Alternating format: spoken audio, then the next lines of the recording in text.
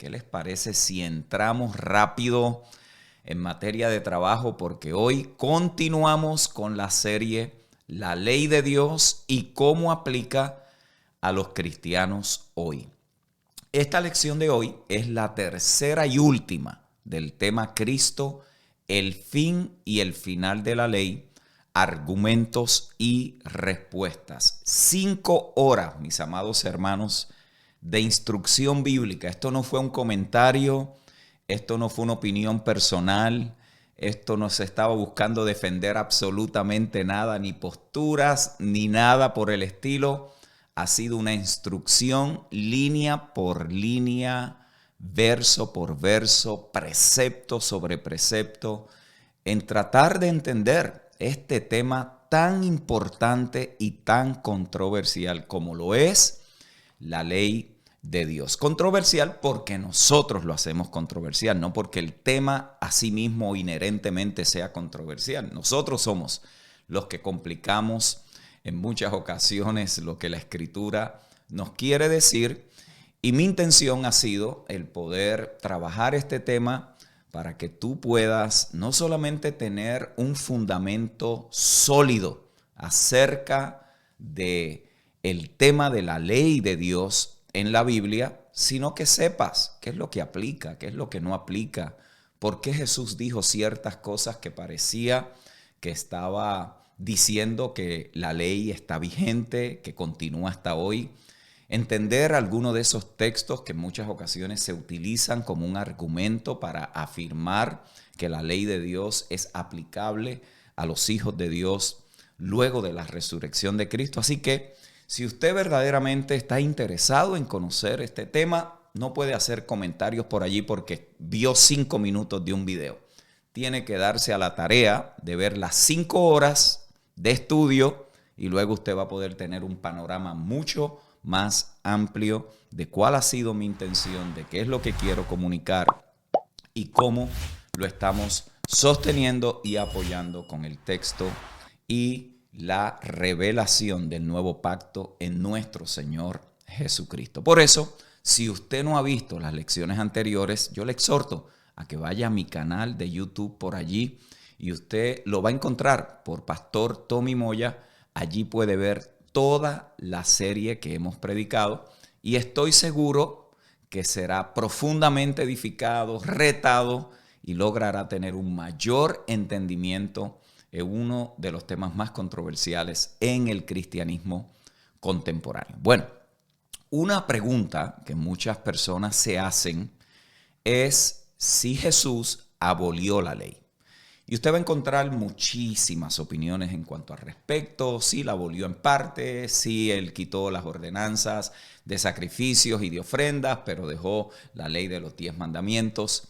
Ese tema lo trabajamos en la primera sesión, en la primera lección que tuvimos sobre cómo aplica la ley de Dios a los cristianos hoy. Y allí vimos que quien divide el tema de la ley somos nosotros para acomodar ciertas cosas que son a nuestra conveniencia en muchas ocasiones. Entonces, Dios no dijo la ley ceremonial, la ley de sacrificios, no, la ley es una, compuesta por mandamientos, por preceptos y todo lo que ya hemos visto anteriormente. Y esta pregunta es una pregunta importante y es una pregunta responsable que tenemos que hacernos si Jesús verdaderamente abolió la ley. Efesios 2:15 nos dice, aboliendo en su carne, mire esto, las enemistades, la ley de los mandamientos expresados en ordenanzas para crear en sí mismo de los dos un solo y nuevo hombre, haciendo la paz.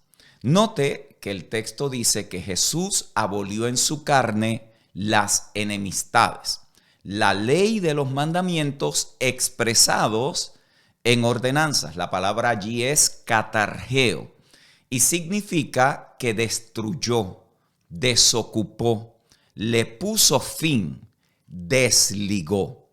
Por lo tanto, el texto, que es lo que Pablo está comunicando, que Jesús desocupó la ley, la desempleó, la despidió, le puso fin a su trabajo. Él desligó los servicios de la ley, por lo tanto, el trabajo y el propósito original y por el cual Dios la añadió por causa de las transgresiones fue abolido. ¿Cuándo es que Jesús trae esta conclusión final de la ley? Pablo también nos dice, esto sucede en la cruz.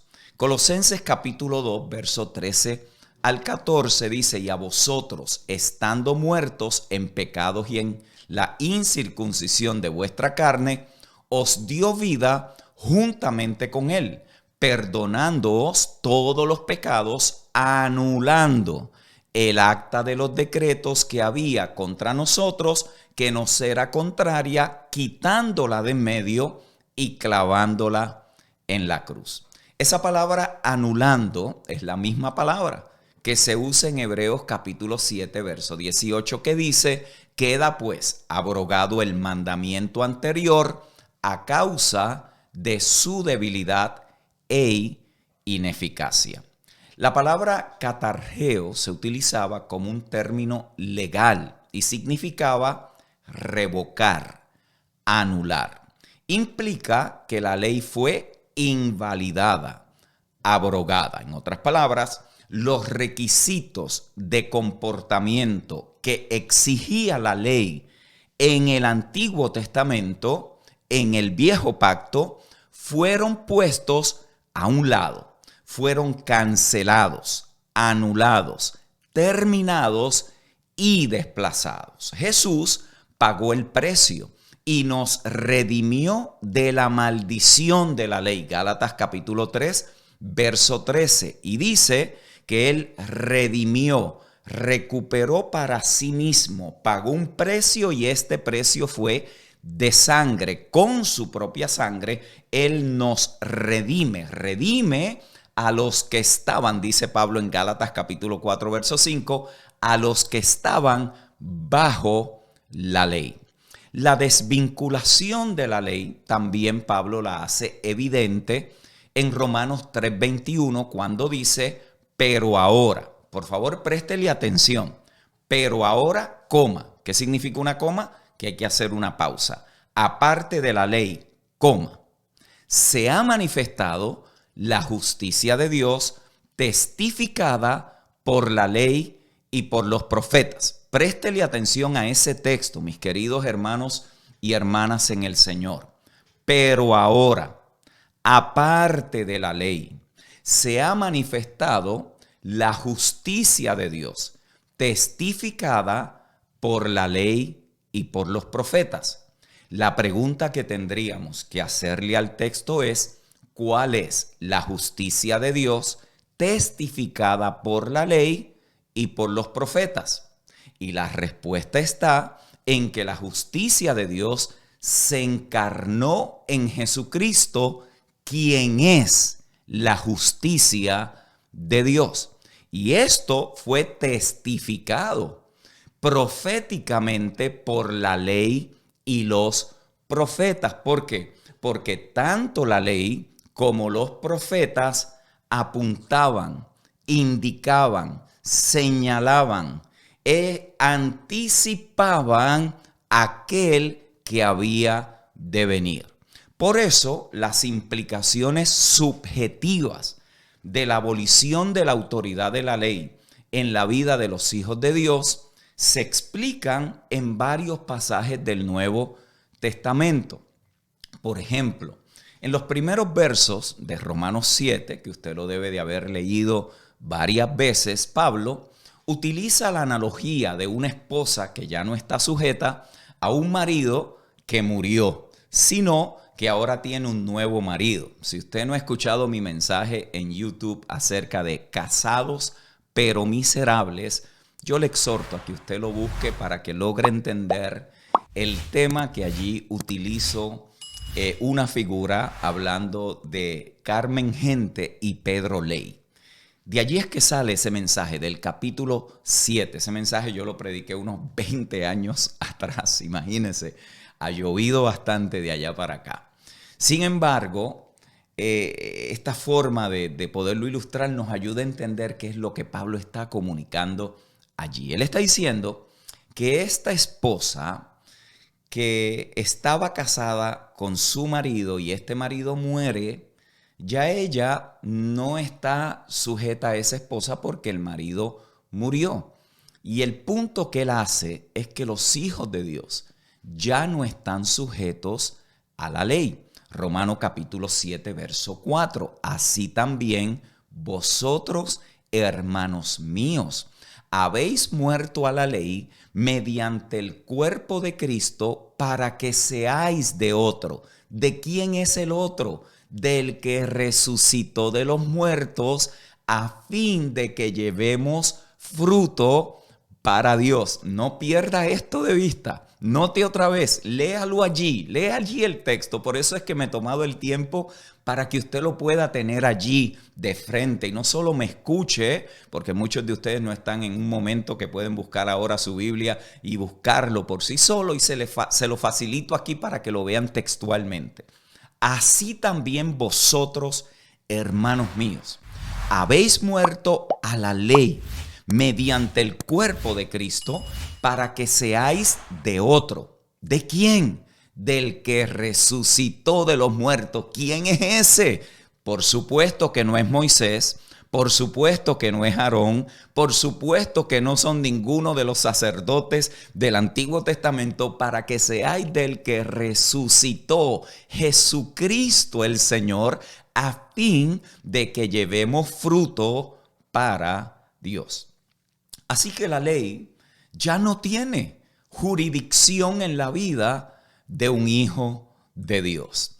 Ahora estamos unidos, somos uno, estamos fusionados espiritualmente al Cristo resucitado, quien ahora tiene toda la jurisdicción en nuestra vida porque Él es el Señor. Ahora usted se debe a Cristo. Ahora usted vive para Cristo. Ahora usted es gobernado por Cristo. Ahora usted vive por medio de la vida de otro. Ahora usted ha sido lleno de la vida de Dios. Ahora usted participa de la naturaleza divina. Ahora usted vive no en el poder de su propia voluntad, sino en la fe de aquel que lo amó. Por eso es que estamos unidos espiritualmente a Jesucristo y somos uno con Él.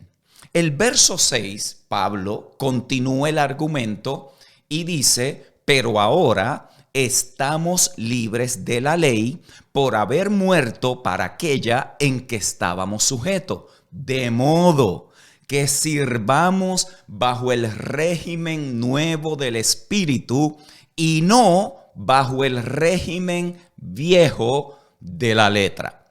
Los hijos de Dios ya no están atados al régimen de la ley, sino que son libres para servir en el régimen nuevo del Espíritu. Esto es importante, mis queridos hermanos y hermanas. Si este texto no se entiende, usted va a pensar que somos libres de la ley para vivir como nos dé la gana. Eso no es. Los que te acusen de eso no han entendido la gracia de Dios, no han entendido la vida en el Espíritu, no han entendido la obra del Espíritu en la vida de los que nacen de nuevo. Es más, no han entendido qué es lo que han recibido al nacer de nuevo. Cuando usted nació de Dios, Él no le dio 10 mandamientos. Él no le dio una tabla con códigos y con mandamientos. Él no le dio un libro de teología. Él no le dio una concordancia Strong. No, esas son herramientas que están allí disponibles para facilitarnos el estudio. Lo que usted recibe por la fe y hace una experiencia viva en usted, lo que ya es una verdad consumada en Cristo, es que cuando usted por la fe recibe a Cristo, usted ahora posee la vida del Hijo en usted para poder servir libremente en el régimen nuevo del Espíritu. Por eso es que Pablo contrasta la ley y el Espíritu que se excluyen mutuamente. Él hace un contraste entre la ley y el Espíritu y que él dice, no son compatibles, no caminan juntos, se excluyen mutuamente. No puede haber una combinación o integración de ambos. No es un poquito de Cristo y un poquito de Moisés. No es un poquito de gracia y un poquito de ley. No es un poquito de ceremonias y un poquito de las cosas que a mí no me gusta hacer. Esto no trabaja de esa manera. Usted y yo no le decimos a Dios cómo Él es que administra su propia ley y lo que Él ha hecho. No, no puede haber una combinación. Hay una exclusión completa. Y esa misma distinción entre uno y el otro es lo que Pablo comunica en Gálatas capítulo 2, verso 19. Porque yo por la ley soy muerto para la ley a fin de vivir para Dios. Escuche bien. Porque yo por la ley soy muerto para la ley. Violaste un mandamiento, uno, y para la ley estás muerto. No calificas, no tienes justicia, no tienes posición delante de Dios. Para la ley estás muerto. Tú no le determinas, tú no le dices a la ley qué es lo que ella puede o no hacer en ti. La ley está diseñada para identificar y señalar el pecado y la condición de muerte del hombre. Para la ley, Pablo decía, estoy muerto a fin de vivir para Dios. Lo que voy a decir, voy a meterme en terreno apache, pero yo prefiero que usted me ame porque estoy enseñándole la verdad a que me aplauda porque estoy de acuerdo con usted entre todo. Escuche bien, moléstese si quiere. Si uno no ha muerto a la ley, entonces no puede vivir para Dios. Eso es lo que Pablo está diciendo. Porque yo por la ley soy muerto para la ley, a fin de vivir para Dios. Si uno no ha muerto a la ley, entonces no puede vivir para Dios.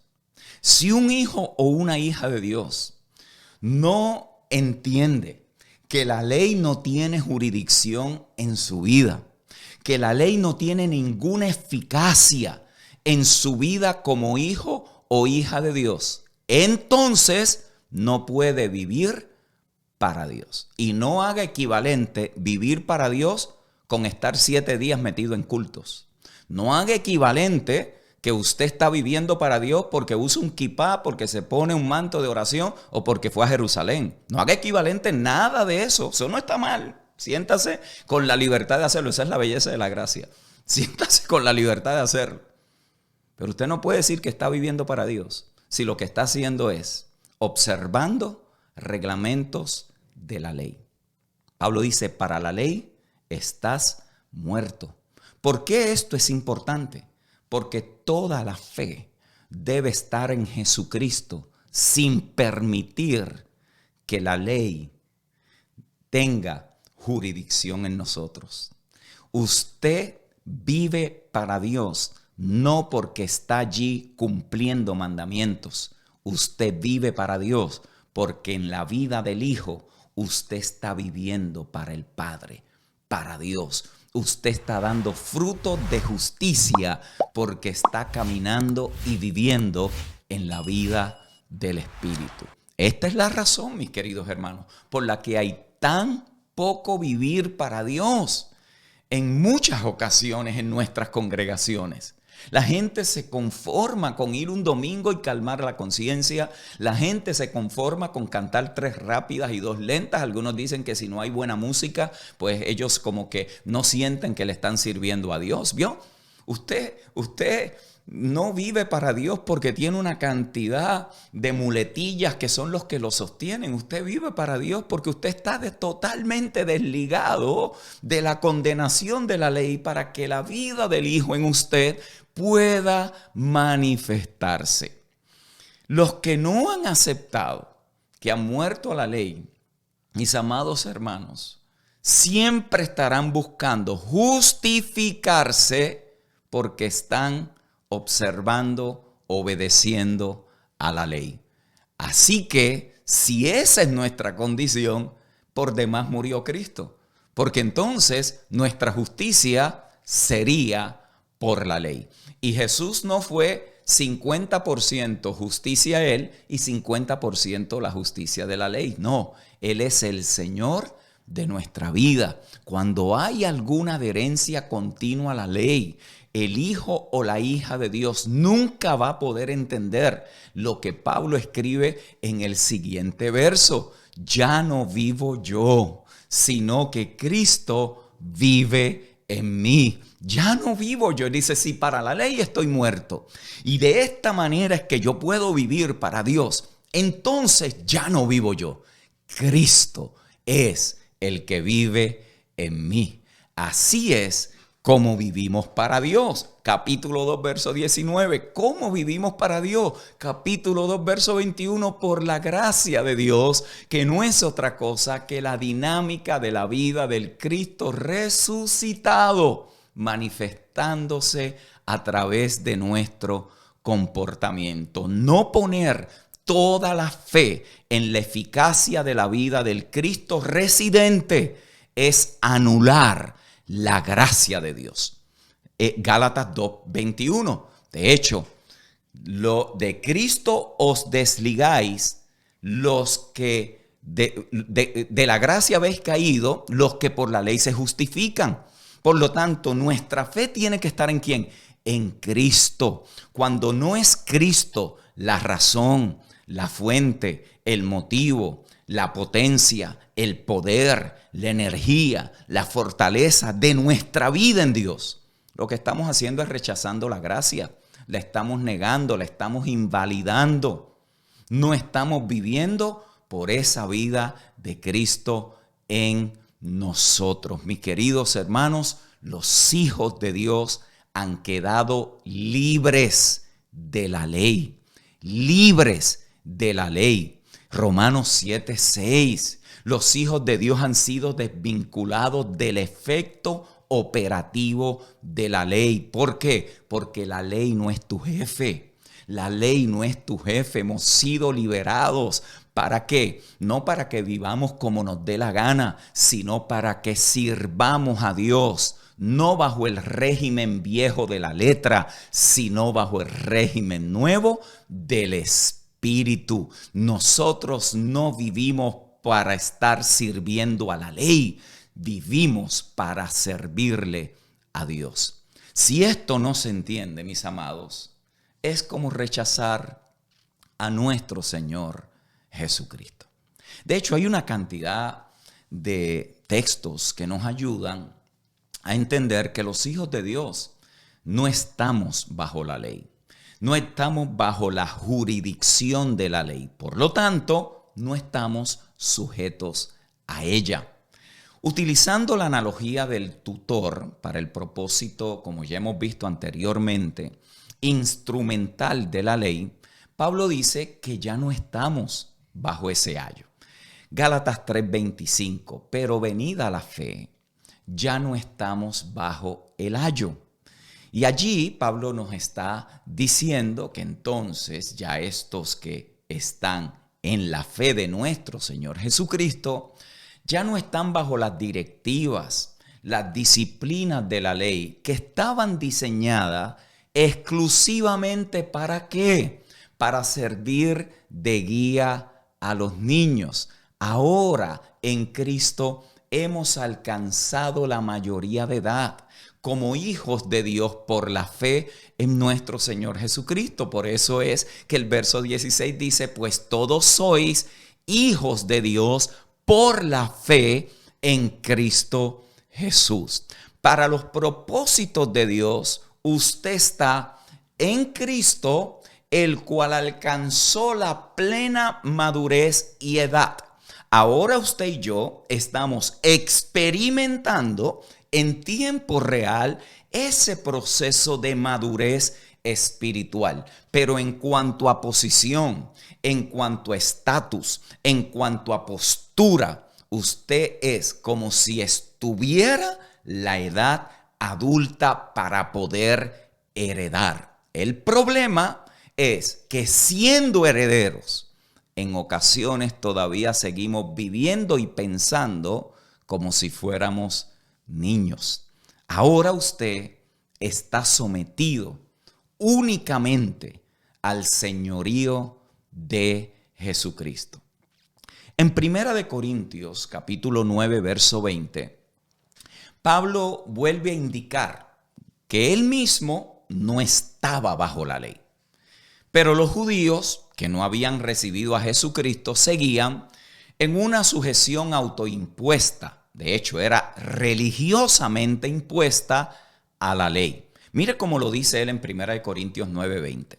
Me he hecho a los judíos como judío, para ganar a los judíos, a los que están sujetos a la ley, aunque yo no esté sujeto a la ley, como sujeto a la ley, para ganar a los que están sujetos a la ley. Parece allí como hasta un juego de palabras. Sin embargo, él está comunicando allí que él entiende que él no está sujeto a esa ley, pero para ganárselos a ellos, él llega a ellos, aún como si hubiera estado sujeto a la ley. Romanos 6:14, mire lo que dice. Porque el pecado no se enseñoreará de vosotros, pues no estáis bajo la ley, sino bajo la gracia. Y mira el verso 15, ¿qué pues pecaremos porque no estamos bajo la ley, sino bajo la gracia? En ninguna manera. Los hijos de Dios no están sujetos a la ley ni a sus exigencias. La pregunta aquí es donde mucha gente a veces como que se le pone así, como que los dientes los rugen así. ¿Significa eso que nos volvemos antiley y nos deleitamos en el pecado? Esa pregunta ya tiene respuesta hace 21 siglos. Es una pregunta que hoy todavía hacerla indica el nivel de ignorancia que tenemos del nuevo pacto. Esa pregunta se le hicieron a Pablo. Entonces podemos vivir como nos dé la gana porque mi espíritu ha sido salvo y Dios no le interesa nada en la carne. ¿Vio? Que ese es el argumento que a veces dicen, y hay líderes, pastores, predicadores, maestros que enseñan y dicen, pero es que si yo lo enseño nada más la gracia a la iglesia se van a pecar. Mire la mentalidad con la que se maneja a veces la gracia de Dios. Note esto, como si la gracia no tuviera el poder para perfeccionarnos y apartarnos de toda inmundicia, porque la gracia no son 5 puntos de teología. La gracia no es una interpretación, a ver qué yo le digo a la gente para que entienda que ellos estaban perdidos y están salvos en el Señor. La gracia es Cristo mismo encarnado, operando en la vida y en la dinámica de la vida resucitada, para que ahora podamos vivir para Dios. Entonces, ¿pecaremos para que la gracia abunde? De ninguna manera, dice Pablo. ¿Por qué? Porque eso sería malinterpretar la gracia. Nosotros estamos sujetos al señorío de nuestro Señor Jesucristo. Y ahora ya tú no eres esclavo del pecado. ¿Sabe de qué eres esclavo?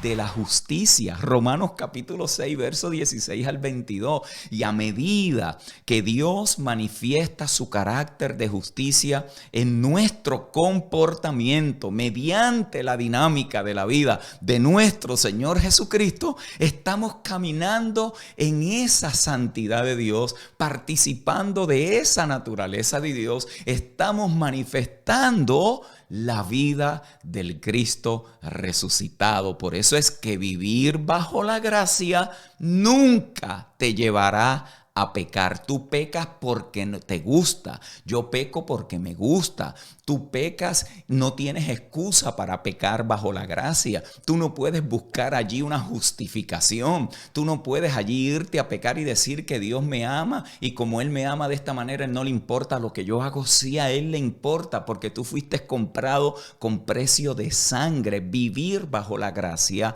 nunca, oye lo que te estoy diciendo, nunca nos lleva a pecar. El carácter justo, santo de nuestro Dios es contrario a todo pecado y nunca va a manifestar pecaminosidad en nuestro comportamiento. Mira lo que dice Primera de Juan 3:9. Todo aquel que es nacido de Dios no practica el pecado, porque la simiente de Dios permanece en él y no puede pecar, porque es nacido de Dios. A los Gálatas, Pablo les dice, si sois guiados por el Espíritu, no estáis bajo la ley.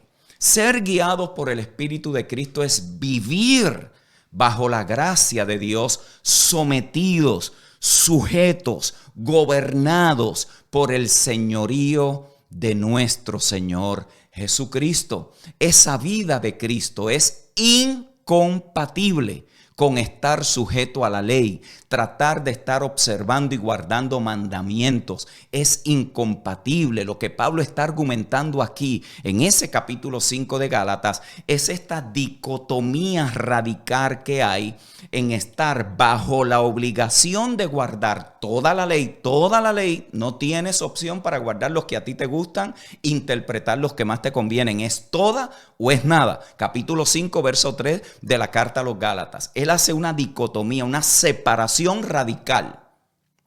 O estás bajo la ley y cumples todos los mandamientos de ella sin violar uno, porque a la que violes uno es como si los violaras todos. O caminas en el Espíritu y tienes el fruto de la vida del Cristo resucitado.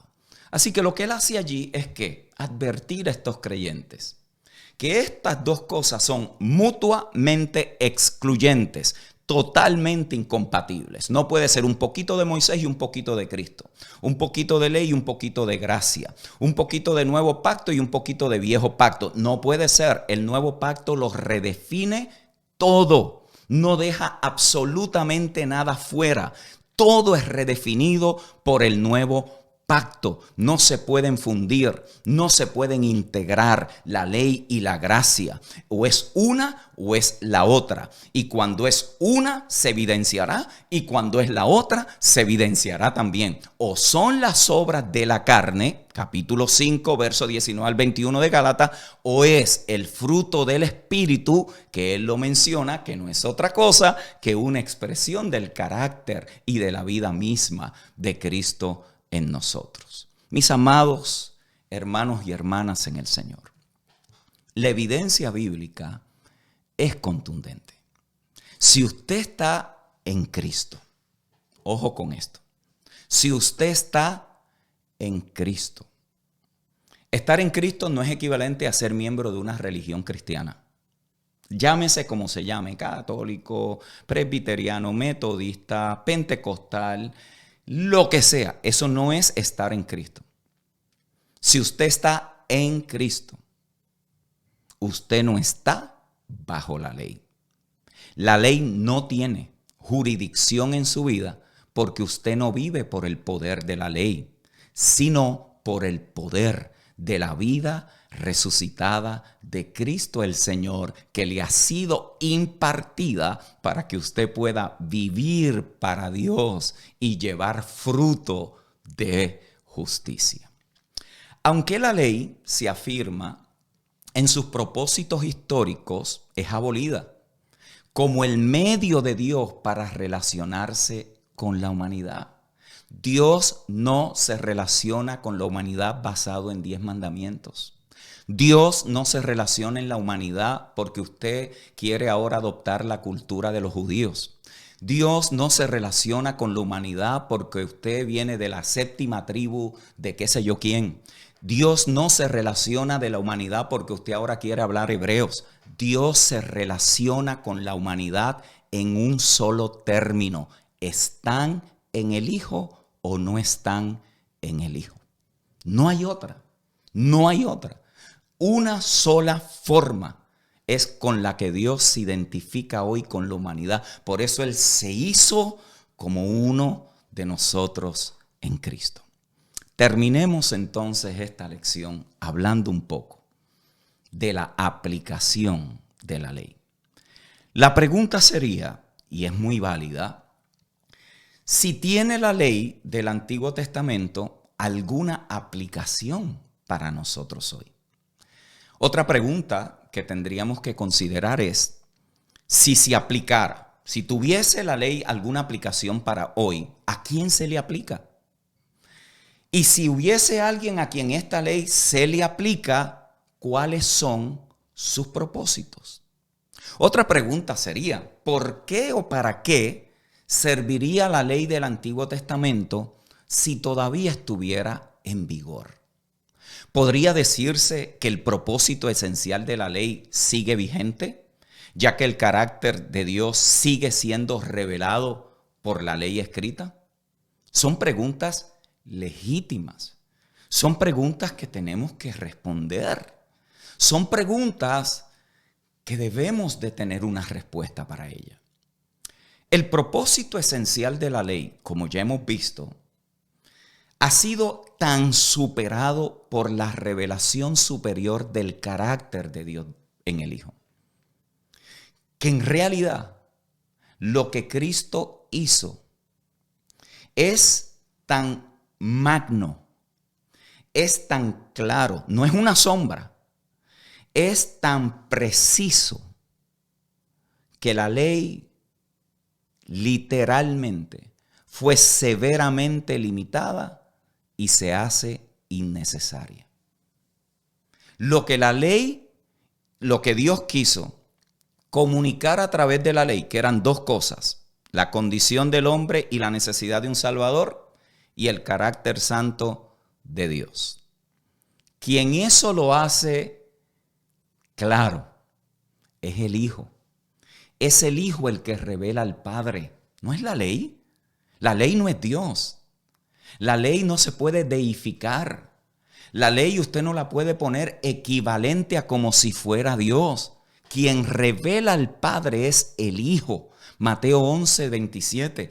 Quien explica a Dios. Si usted quiere saber a qué se parece Dios, no puede preguntarle ni a Moisés, ni a Abraham, ni a Isaías, ni a José, ni a Malaquías, ni a ninguno de los antepasados, porque ellos veían por un espejo oscuro. Quien único dio a conocer al Padre es el Hijo. El Hijo es la imagen visible del Dios invisible. Mis amados hermanos, Jesucristo revela en tiempo real a qué se parece Dios. ¿Cuáles son sus características? Por eso, si uno quiere conocer el carácter de Dios, a quien debe de mirar es a Jesús, no a la ley, porque la ley fue añadida por las transgresiones. La ley condenaba al pecador, pero era impotente para transformarlo. La ley identifica y le pone nombre al pecado, pero mata al pecador. Jesús es el que dio a conocer el carácter de Dios. Los propósitos esenciales e instrumentales, y ya esto lo hemos hablado en lecciones anteriores, los propósitos esenciales e instrumentales de la ley, ambos han cumplido su propósito histórico. Y el propósito era que revelar el carácter de Dios y manifestar, indicarle al hombre, revelarle al hombre su condición de pecado. Por eso, una mirada a la vida de Jesucristo nos sirve como una revelación mucho mejor de Dios, por la que el hombre puede reconocer que el pecado es totalmente contrario al carácter de Dios revelado en la vida perfecta de Jesucristo. Por eso ustedes me han escuchado decir más de una vez que Jesucristo nos revela, nos muestra, nos enseña, hace visible a qué se parece un hombre y una mujer a quien Dios es quien los gobierna, gobernado por el Padre, vivía por la vida del Padre, dio mandamiento por el Espíritu, enseñó guiado. Él hizo lo que vio y lo que oyó, lo que vio de su Padre y lo que oyó de su Padre. Es una vida totalmente interdependiente. Es una vida centrada en una sola voluntad. Es una vida gobernada por algo superior. Es aquel que vino a revelar a qué se parece nuestro Padre Celestial. Por eso, la conciencia de la pecaminosidad, se hace de muchas otras maneras, además de la ley del Antiguo Testamento.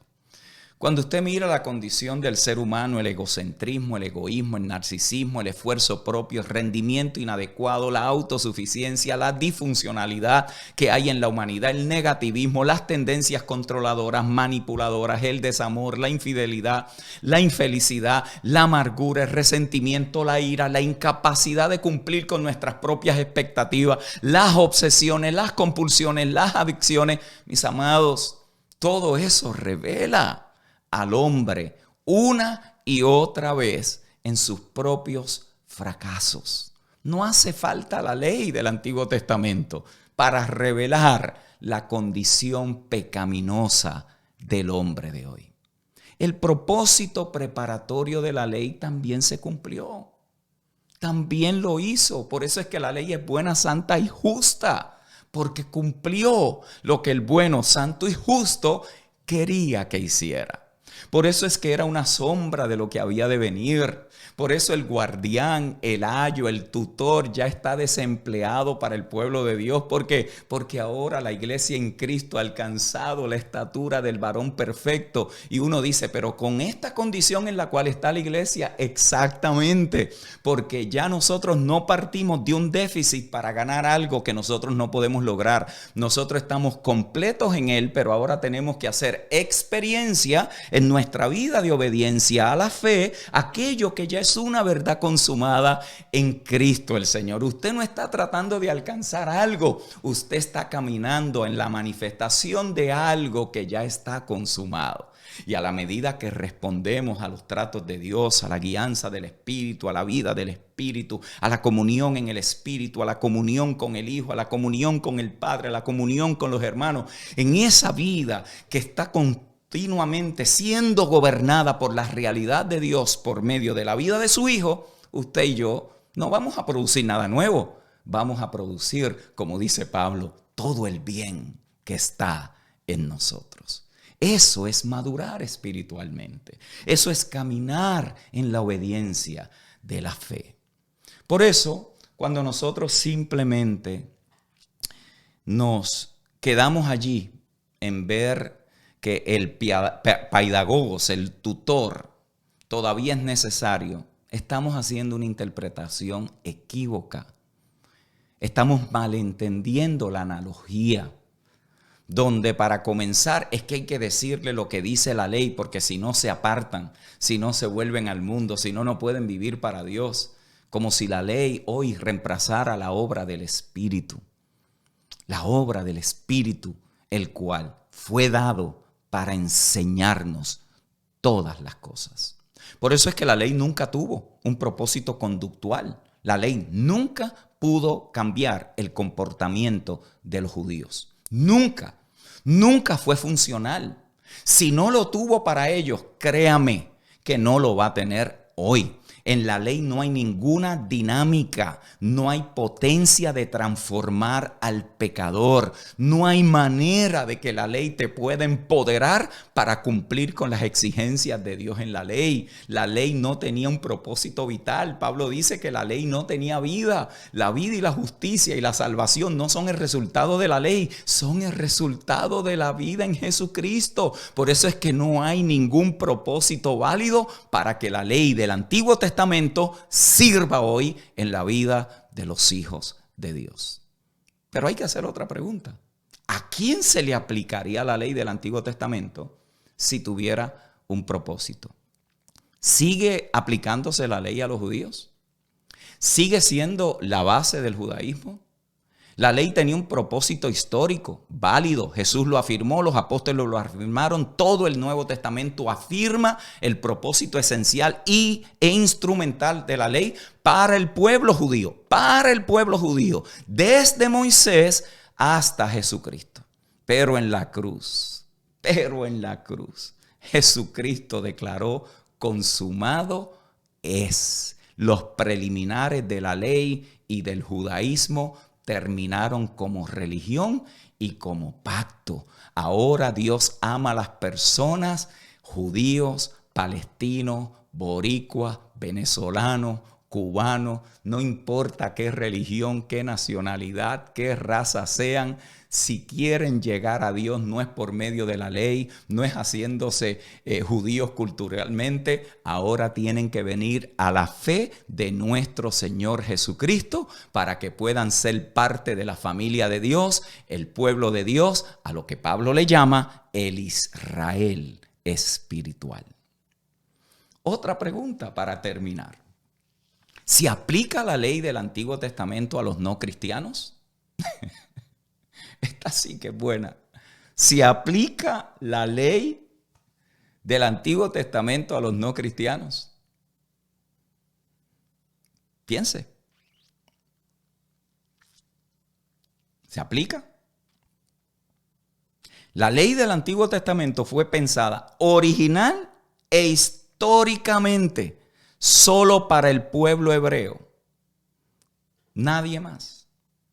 Y a lo largo de la historia, los moralistas sociales, los políticos, los religiosos han utilizado y han intentado utilizar la ley del Antiguo Testamento como una norma universal que se puede sostener ante las sociedades de hombres naturales, caídos, pecadores, para intentar regular su comportamiento.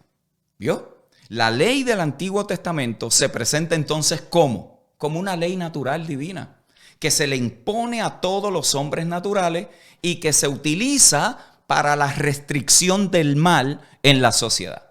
¿Cuántas veces usted ha escuchado decir? Vamos a ver, si lo ha escuchado, déjelo saber por allí. Si usted ha escuchado esto, si los hombres simplemente vivieran los 10 mandamientos según Dios los dio, tendríamos una sociedad justa. ¿Cuántos de ustedes han oído eso? Déjeme ver. Estoy esperando por allí a ver si alguien comenta.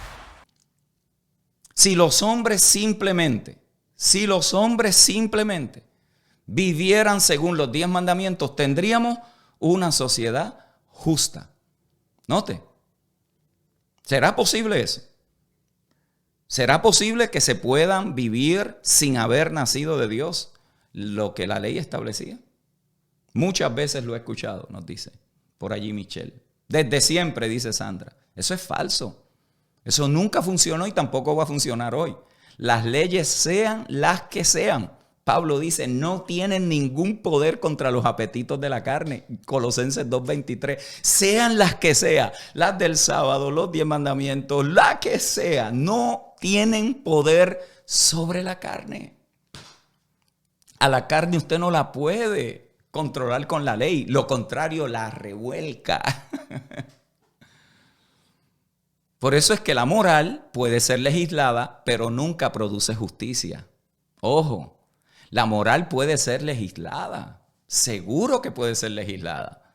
Usted puede hacer protestas porque quiere o no quiere ciertas cosas que están bien o están mal de acuerdo a los criterios de las personas. Puede ser legislada, pero producir justicia. Si alguien dice que vive en una sociedad cristiana porque el Congreso aprobó una ley que está en la Biblia y es cristiana porque alguien aprobó una ley, mis amados, no hemos entendido la obra de Jesucristo. Nosotros no vivimos para Dios porque estamos viviendo en una nación que tiene leyes cristianas. Es porque hemos nacido de Dios. La moral puede ser legislada, pero nunca produce justicia. Otra pregunta que tendríamos que hacer, ¿es incorrecto entonces utilizar la ley de Dios como una base de ley natural para controlar a la sociedad natural y los hombres naturales? ¿Debe? ¿Se puede? ¿Debe utilizarse la ley del Antiguo Testamento para fines distintos a los que tenía la ley originalmente? Por eso es que cuando la ley de Dios no es usada sobrenaturalmente por Dios mismo para sus propios propósitos, entonces el uso de la ley por cualquier otro uso natural es un uso ilegítimo de la ley. Si Dios no es el que la utiliza por su propia actividad, para sus propios propósitos, el uso natural de la ley es un mal uso y abuso de la ley. Si Dios no está usando la ley de acuerdo a su propósito revelado, entonces cualquier otro uso no es de Dios. Por eso es que tiene que venir de Dios. Eso se llama en el griego ekteos. que proviene de Dios mismo. Si no proviene de Dios, es satánico, diabólico, motivado para controlar, manipular a las personas, ponerlos bajo esclavitud, para subyugarlos, hacerlos sentir culpables, condenados, avergonzados. Escuche bien eso. El uso de la ley tiene que ser según Dios lo estableció. Sea como se trate de usar, eclesiástica, gubernamental, paternal, moral, política, es un abuso usar la ley de Dios si no es con el propósito que se había establecido. Algunos podrán decir, bueno, entonces la ley la deberíamos de usar para la restricción del comportamiento social. Porque, ¿y cómo vamos a controlar la sociedad si la gente no tiene una idea de lo que está bien y lo que está mal? Sería una anarquía y eso es un punto válido. Es un punto válido. Y Pablo trabaja con eso. Pablo trabaja con ese tema. El asunto es hacer de eso como si fuera lo que va a convertir y a transformar a los seres humanos. La ley no fue dada para transformar a nadie. Pablo trabaja este tema y con esto termino. De cómo la ley parece tener un uso de carácter social en la regulación de la conducta del ser humano caído. Noten, primera de Timoteo 1, 8 al 10. Pero sabemos que la ley es buena si uno la usa legítimamente. Si uno la usa legítimamente. Conociendo esto, que la ley no fue dada para el justo. La ley no fue dada ¿para quién? Para el justo, sino para los transgresores y desobedientes, para los impíos y pecadores, para los irreverentes y profanos, para los parricidas y matricidas, para los homicidas, para los fornicarios, para los sodomitas, para los secuestradores, para los mentirosos y los perjuros, y para cuantos se oponga a la sana doctrina. Qué impresionante, mis amados hermanos. Hay que tener en cuenta que el uso político, social y religioso de la ley no sirve necesariamente a los propósitos que Dios pretendía para la ley. La pregunta que debemos hacernos es si la ley del Antiguo Testamento tiene alguna aplicación para los hijos de Dios hoy. La ley se dio desde Moisés hasta Jesucristo. Gálatas 3:19. Era una ley que pertenecía exclusivamente al pueblo hebreo. Nosotros no desarrollamos teología basado en la ley, basado en categorías conductuales, categorías que el hombre las ha dividido, que el hombre ha hecho con eso lo que ha querido en su interpretación y terminan con una reverencia equivocada, llevando a la ley en muchas ocasiones hasta deificarla, llevarla como si fuera Dios, convirtiéndose en amantes de la ley y no viviendo para Dios. Se hacen afirmaciones extravagantes que lo que a veces muestran no es otra cosa que una ignorancia profunda en lo que Dios hizo en la persona de Jesucristo. En el último análisis, tenemos que concluir diciendo que la evidencia bíblica indica que la ley del Antiguo Testamento no tiene ningún propósito aplicable ni ninguna jurisdicción en la comunidad del nuevo pacto de los hijos y de las hijas de Dios. Ninguna de las categorías, ninguno de los propósitos se aplican hoy a los hijos de Dios. Aunque la ley no aplica, aunque no vivimos bajo ella, aunque no estamos sujetos a ella, ¿cómo debemos entonces los hijos de Dios considerar la ley del Antiguo Testamento? Primero, reconocer siempre la conexión histórica de lo que Dios hizo en ese periodo. La ley fue empleada por Dios para el cumplimiento de lo que Él se había propuesto. que en el tiempo, en la plenitud del tiempo, Jesucristo sería manifestado. El Antiguo Testamento y el Nuevo Testamento, los temas de la ley y de la gracia, nunca deben ser desconectados o separados. Hay una conexión íntima, indisoluble, en la forma en cómo los tratos de Dios se van mostrando a través de la historia. Y eso comienza desde Génesis hasta Apocalipsis. Por lo tanto, los hijos y hijas de Dios nunca deben de tratar de eliminar el Antiguo Testamento, cortarlo, separarlo. Esto no sirve, esto fue para el pueblo de Israel. Allí hay también sabiduría de Dios, porque de lo contrario dejaría el Nuevo Testamento colgando en el aire sin un fundamento histórico esencial. Podemos entender las riquezas de la gracia porque podemos comprender qué fue lo que Dios hizo en la ley. En segundo lugar, los hijos de Dios debemos de apreciar la forma en cómo Dios trató con el pueblo de Israel y cómo Él utilizó la ley para llevarlos a Jesucristo. Por eso es que Pablo dice en Romanos 3:2 que a ellos les fue confiada la palabra de Dios. Hay una herencia que los pueblos en Cristo deberían apreciar cuando miramos hacia atrás, cuando vemos la historia, cuando consideramos lo que Dios ha hecho. La Torá sirvió a los propósitos divinos. Sirvió a lo que Dios pretendió hacer como un preludio de Jesucristo y tiene que ser reconocida y un estatus honroso en la fe cristiana. Los hijos de Dios no tenemos que denunciar, rechazar, despreciar, denigrar o menospreciar la ley de Dios en el Antiguo Testamento. Los hijos de Dios también debemos de cuidar constantemente los dos extremos de restarle importancia o a la ley y o exagerarla. Por eso es que hay que hacer un equilibrio teológico para mantener la ley del antiguo pacto, del Antiguo Testamento, en su perspectiva bíblica. ¿Cómo se cumple la ley hoy en los hijos de Dios? La intención de Dios siempre fue restaurar a la humanidad, restaurarlos para que aprendieran a vivir por medio de su propia vida y el carácter santo de Dios se manifestara por gracia a través del comportamiento de los hombres. La ley de Dios dada al pueblo de Israel fue un preludio de esa intención salvífica y santificadora que Dios se había propuesto.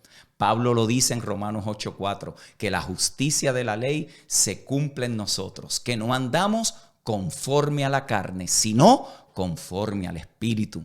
El carácter de Dios se expresa en nuestro comportamiento por la gracia de Dios, por la vida del Hijo que ahora reside en nosotros. Ese carácter del amor de Dios se debe de evidenciar en la vida de los hijos de Dios. ¿Por qué? Porque Dios es amor. Pablo dice que la manifestación del amor de Dios es el cumplimiento de la ley. Romanos 13:10, el que ama a su prójimo ha cumplido la ley. Romanos 13:8, a los Gálatas les dice que toda la ley se cumple en una sola palabra: amarás a tu prójimo como a ti mismo. Gálatas 5:14, al amar así al prójimo llevaremos, dice él, las cargas de los demás y cumpliremos así la ley de Cristo. Gálatas capítulo 6 verso 2, cuando él habla de la ley de Cristo, está hablando del concepto de la Torá en su significado original. En otras palabras, es ahora la vida de Cristo en nosotros la que es nuestra tutora,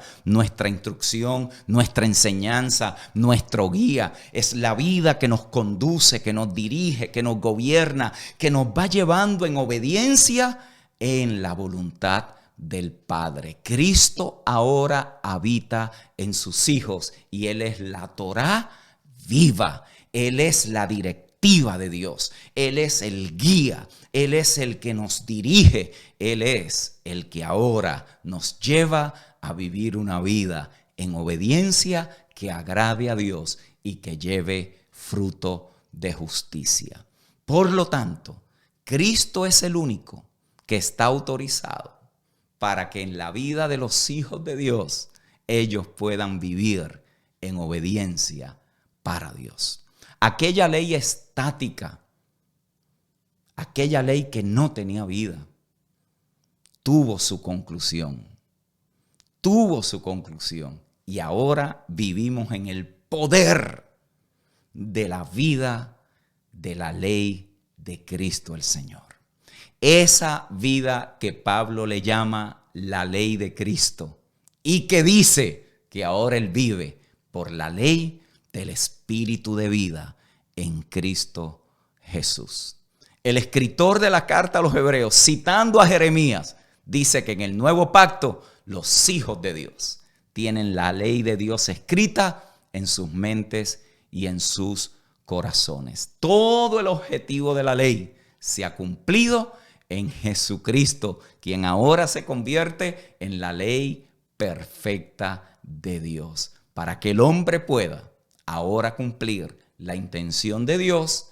Ahora puede cumplir lo que le llama Santiago la ley real, y ahora puede también manifestar el amor de Dios hacia los demás. ¡Qué privilegio es no tener que vivir bajo una ley de esclavitud o reglamentos externos, sino la ley de la libertad, disfrutando de esa libertad, no para vivir como nos dé la gana, sino para vivir para Dios, en el poder de una nueva vida. Poder llegar a ser y poder llegar a manifestar todo lo que Dios ha preparado y ha separado para nosotros.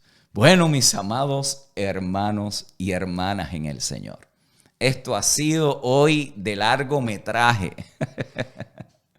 Esto ha sido intenso, 5 horas en un tema.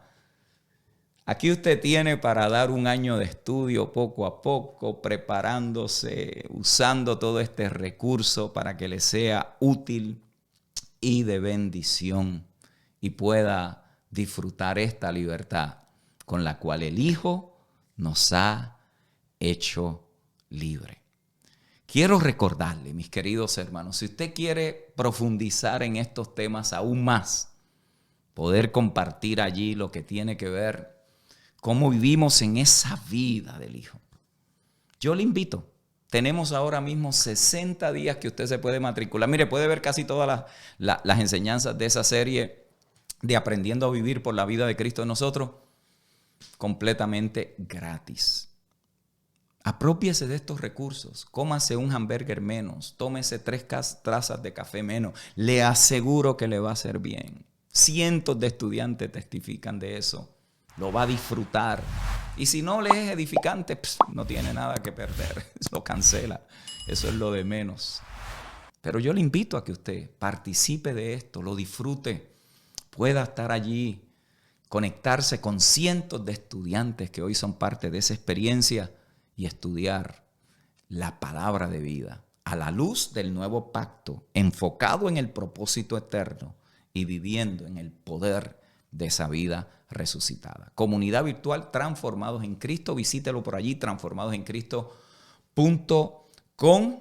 Aquellos que no han visto toda la serie, busquen mi canal por allí de YouTube, Pastor Tommy Moya, y sumérjase allí. Hay mucho material que usted va a poder disfrutar, y todos los colaboradores ya para esta semana tienen todo este material en PDF, todo traducido, todo pasado al PDF, mejor dicho, y lo van a poder tener ya esta semana allí en la plataforma. Gracias por su colaboración, gracias por ser parte, gracias por creer que lo que estamos haciendo aquí es de edificación y de perfeccionamiento para la vida de los santos. Así que los quiero dejar con esta palabra, mis amados hermanos. Y aquel que es poderoso para hacer todas las cosas mucho más abundante de lo que pedimos o entendemos, según el poder que actúa en nosotros. A Él sea gloria en la iglesia, en Cristo Jesús, por todas las edades, por los siglos de los siglos.